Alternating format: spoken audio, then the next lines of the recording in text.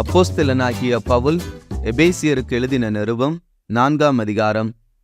ஆதலால் கர்த்தர் நிமித்தம் கட்டுண்டவனாகிய நான் உங்களுக்கு சொல்லுகிற புத்தி என்னவெனில், நீங்கள் அழைக்கப்பட்ட அழைப்புக்கு பாத்திரவான்களாய் நடந்து மிகுந்த மனத்தாழ்மையும் சாந்தமும் நீடிய பொறுமையும் உடையவர்களாய் அன்பினால் ஒருவரை ஒருவர் தாங்கி சமாதான கட்டினால் ஆவியின் ஒருமையை காத்து கொள்வதற்கு ஜாக்கிரதையாயிருங்கள்.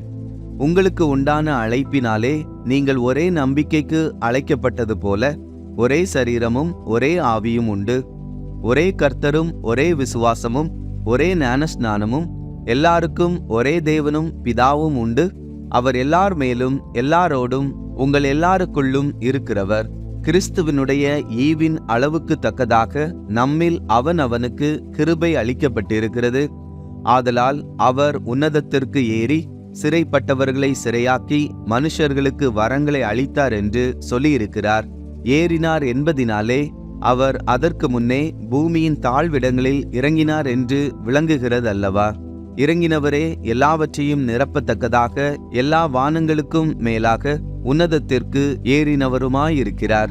மேலும் நாம் அனைவரும் தேவனுடைய குமாரனை பற்றும் விசுவாசத்திலும் அறிவிலும் ஒருமைப்பட்டவர்களாகி கிறிஸ்துவினுடைய நிறைவான வளர்ச்சியின் அளவுக்கு தக்க பூரண புருஷராகும் வரைக்கும் பரிசுத்தவான்கள் சீர்பொருந்தும் பொருட்டு சுவிசேஷ ஊழியத்தின் வேலைக்காகவும் கிறிஸ்துவின் சரீரமாகிய சபையானது பக்தி விருத்தி அடைவதற்காகவும் அவர் சிலரை அப்போஸ்தலராகவும் சிலரை தீர்க்கதரிசிகளாகவும் சிலரை சுவிசேஷகராகவும் சிலரை மேய்ப்பராகவும் போதகராகவும் ஏற்படுத்தினார்.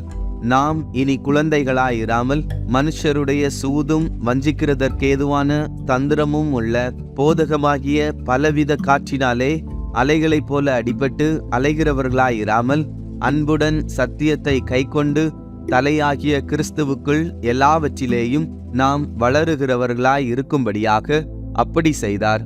அவராலே சரீரம் முழுவதும் அதற்கு உதவியாய் இருக்கிற சகல கணுக்களினாலும் இசைவாய் கூட்டி இணைக்கப்பட்டு ஒவ்வொரு அவயவமும் தன் தன் அளவுக்கு தக்கதாய் கிரியை செய்கிறபடியே அது அன்பினாலே தனக்கு பக்தி விருத்தி உண்டாக்குகிறதற்கேதுவாக சரீர வளர்ச்சியை உண்டாக்குகிறது. ஆதலால் கர்த்தருக்குள் நான் உங்களுக்கு சாட்சியாக சொல்லி எச்சரிக்கிறது என்னவெனில், மற்ற புறஜாதிகள் தங்கள் வீணான சிந்தையிலே நடக்கிறது போல நீங்கள் இனி நடவாமல் இருங்கள்.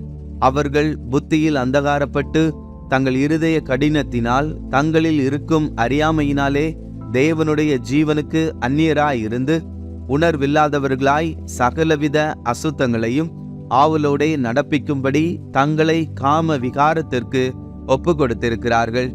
நீங்களோ இவ்விதமாய் கிறிஸ்துவை கற்றுக்கொள்ளவில்லை. இயேசுவினிடத்திலுள்ள சத்தியத்தின்படியே நீங்கள் அவரிடத்தில் கேட்டறிந்து அவரால் போதிக்கப்பட்டீர்களே.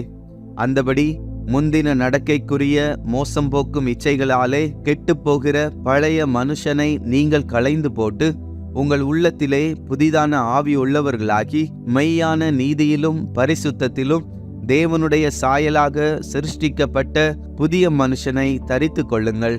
அன்றியும் நாம் ஒருவருக்கொருவர் அவயவங்களாய் இருக்கிறபடியால் பொய்யை களைந்து அவனவன் பிறனுடனே மெய்யை பேச கடவன். நீங்கள் கோபம் கொண்டாலும் பாவம் செய்யாதிருங்கள். சூரியன் அஸ்தமிக்கிறதற்கு முன்னாக உங்கள் எரிச்சல் தணிய கடவது. பிசாசுக்கு இடங்கொடாமலும் இருங்கள். திருடுகிறவன் இனி திருடாமல் குறைச்சல் உள்ளவனுக்கு கொடுக்கத்தக்கதாக தனக்கு உண்டாயிருக்கும்படி தன் கைகளினால் நலமான வேலை செய்து பிரயாசப்பட கடவன். கெட்ட வார்த்தை ஒன்றும் உங்கள் வாயிலிருந்து புறப்பட வேண்டாம். பக்தி விருத்திக்கு ஏதுவான நல்ல வார்த்தை உண்டானால் அதையே கேட்கிறவர்களுக்கு பிரயோஜனம் உண்டாகும்படி பேசுங்கள். அன்றியும் நீங்கள் மீட்கப்படும் நாளுக்கென்று முத்திரையாக பெற்ற தேவனுடைய பரிசுத்த ஆவியை துக்கப்படுத்தாதிருங்கள்.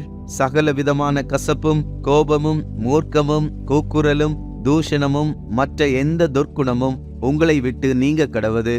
ஒருவருக்கொருவர் தயவாயும் மன உருக்கமாயும் இருந்து கிறிஸ்துவுக்குள் தேவன் உங்களுக்கு மன்னித்தது போல நீங்களும் ஒருவருக்கொருவர் மன்னியுங்கள்.